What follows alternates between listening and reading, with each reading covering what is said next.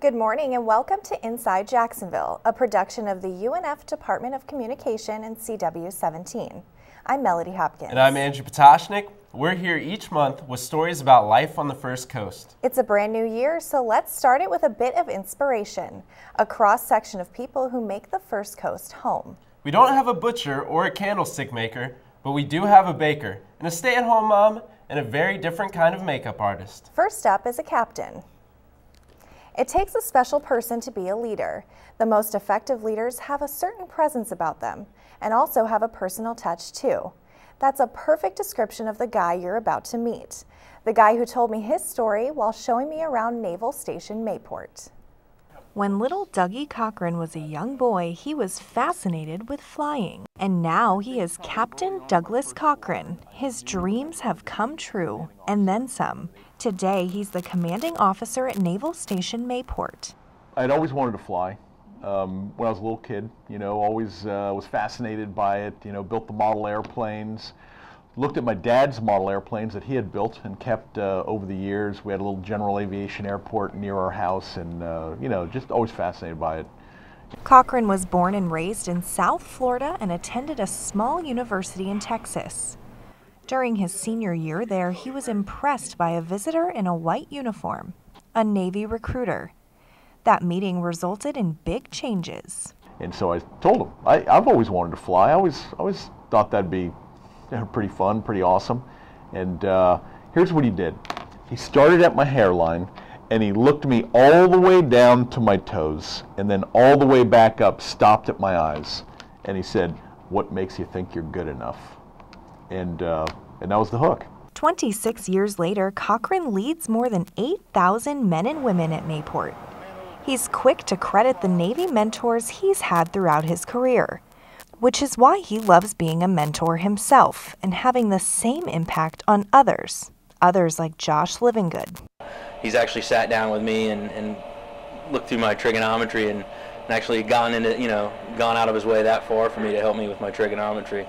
So not too many captains have definitely done that for me, especially. So I kind of know him at a personal level, I feel, which is very uncommon in the Navy. The feeling goes both ways. Cochran's job may be to run a major naval installation, but it's the people, not the places, that make the biggest impressions. All the memorable moments don't have to do with flying and the exciting stuff. I would say probably getting a phone call from Graham Dix. Hey, I just got selected for Aviation Command. And knowing that I had a very, very small piece in that young officer's career initially. He did the vast majority of the hard work by himself. Yeah, don't get me wrong, but maybe I had a small piece in his early development. Not many commanding officers make these very personal connections at work. Command Master Chief Robert White is one of Cochran's close friends. White says the captain inspires him every day. He treats everyone with mutual respect. It's not about, well, because I'm a commanding officer. He is a human, okay? And his leadership style is the kind that people will follow into battle without question. White and others on base call Cochran Skipper, Senator, Sir. But how does Cochran describe himself? When you get right down to it, I'm just a geek, I try to hide it as best I can, but I'm kind of a geeky dude, to tell you the truth. He took us to a few of his favorite spots on base, telling us stories from when he first joined the Navy, and reminiscing about family time with his wife Ann and 4 children, Shannon, Sean, Devin, and Aaron. What really gave him a kick? He coached a softball team, a bunch of little girls, into the big time. That was probably a memorable moment off the installation. Just getting that group of 8-year-old girls together and winning a state championship. I used to call it the little team that could. His son was born during a deployment between the Persian Gulf and Adriatic Sea. Seeing his family is what kept him motivated then and still motivates him today. They definitely have shared in the highs and the lows. And I would say my wife, without a doubt, is probably 90% of the support system. No question about that. And his Mayport family supports him in all he does. With more than 8,000 men and women behind him, Captain Cochran can celebrate his accomplishments after a lifelong dream of flying. Every single day that I've spent in the Navy, I've loved. Some days more than others. But the reason why I do it, and this is just me personally, is I think this is a very, very worthwhile endeavor. You know, it's really no surprise that Cochran is so quick to recognize all the people around him, his personal and military families. It's the mark of a great leader. So you spent a lot of time with him. What impressed you the most about him? I did.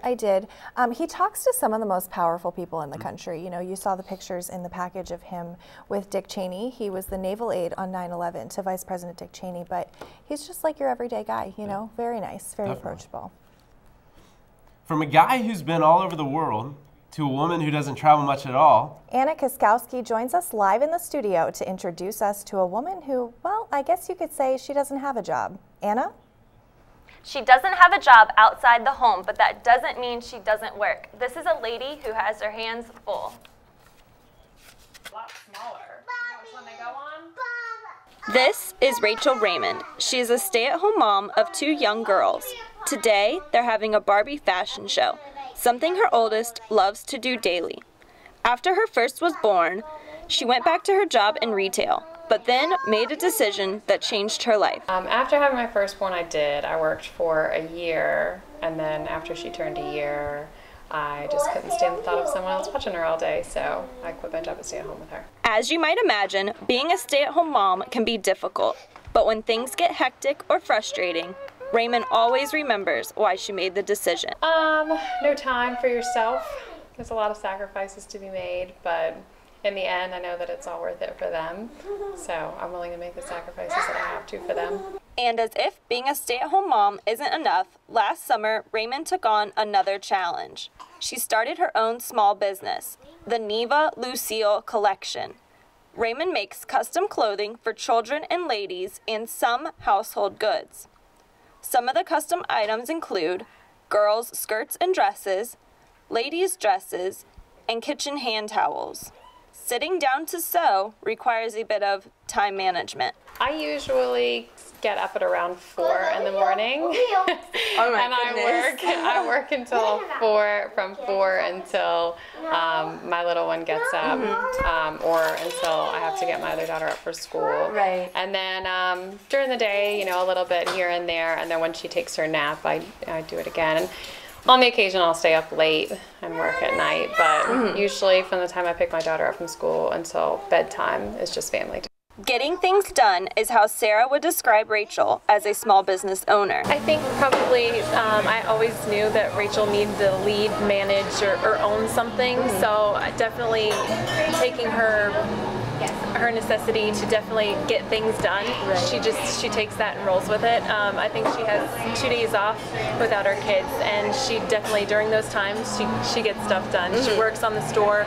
She uses networking through Facebook and different sites and stuff to get her advertising out. Right. So I think she handles it all very well with all she has going on in her life. While the business is nice, Raymond believes being a stay-at-home mom was her life's calling. She enjoys each moment, including never knowing what that day could hold. The unpredictability of every day. It's so funny because it's totally monotonous and routine every day, but then you never know what the day is going to hold. It's total unpredictability. One could be sick on the drop of a dime, or everything changes. One of the benefits of her stay-at-home business is that she's the boss. She doesn't have to answer to anyone else until one of her kids needs her. Melody and Andrew? And is she able to make and sell enough products to really make it worth it? She is, actually. Last summer, the business really started to pick up, so she's been busy with it ever since, and she absolutely loves seeing people in her clothing. Back to you guys. Wow, thank you, Anna.